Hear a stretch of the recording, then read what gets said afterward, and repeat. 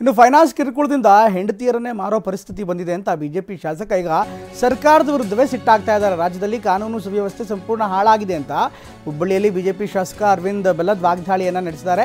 ರಾಜ್ಯದಲ್ಲಿ ಕಾನೂನು ಸುವ್ಯವಸ್ಥೆ ಸಂಪೂರ್ಣ ಹಾಳಾಗಿ ಹೋಗಿದೆ, ಮೈಕ್ರೋ ಫೈನಾನ್ಸ್ ಕಿರುಕುಳದಿಂದ ಜನ ಊರು ಬಿಡ್ತಾ ಇದ್ದಾರೆ ಅಂತ ಹುಬ್ಬಳ್ಳಿಯಲ್ಲಿ ಈಗ ಅರವಿಂದ್ ಬೆಲ್ಲದ್ ಹೇಳಿಕೆಯನ್ನು ಕೊಟ್ಟಿದ್ದಾರೆ. ಫೈನಾನ್ಸ್ ಕಿರುಕುಳದಿಂದ ಸೂಸೈಡ್ ಮಾಡ್ಕೊಳ್ತಾ ಇದ್ದಾರೆ, ಸರ್ಕಾರ ಕ್ರಮ ಕೈಗೊಳ್ಳಬೇಕು ಅಂತ ಒತ್ತಾಯ ಮಾಡಿದ್ದಾರೆ. ರಾಜ್ಯದಲ್ಲಿ ಮೈಕ್ರೋ ಫೈನಾನ್ಸು, ಮೀಟ್ರ್ ಬಡ್ಡಿ, ಡ್ರಗ್ಸು ಇವೆಲ್ಲ ಒಂದಕ್ಕೊಂದು, ಆಮೇಲೆ ಇಸ್ಪೀಟು, ಇವೆಲ್ಲ ಒಂದಕ್ಕೊಂದು ಕನೆಕ್ಟೆಡ್ ಇರುವಂಥ ವ್ಯವಹಾರಗಳು.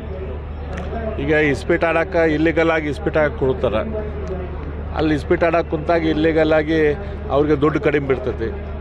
ಅವಾಗ ಹೊರಗೆ ಎಲ್ಲೋ ಕಡೆ ಬಡ್ಡಿದ ಮೀಟ್ರ್ ಬಡ್ಡಿಯಾಗ ಬಡ್ಡಿ ತೊಗೊತಾರೆ, ಅಥವಾ ಅದನ್ನು ತೀರ್ಸಕ್ಕಂತೇಳಿ ಮತ್ತು ಮೈಕ್ರೋ ಫೈನಾನ್ಸ್ ತೊಗೊಳ್ತಾರೆ. ಈ ರೀತಿ ಇದನ್ನು ಮಾಡೋಕ್ಕಾಗಲಿಲ್ಲ ಅಂತೇಳಿ ಕ್ರೈಮ್ ಶುರು ಮಾಡ್ತಾರೆ.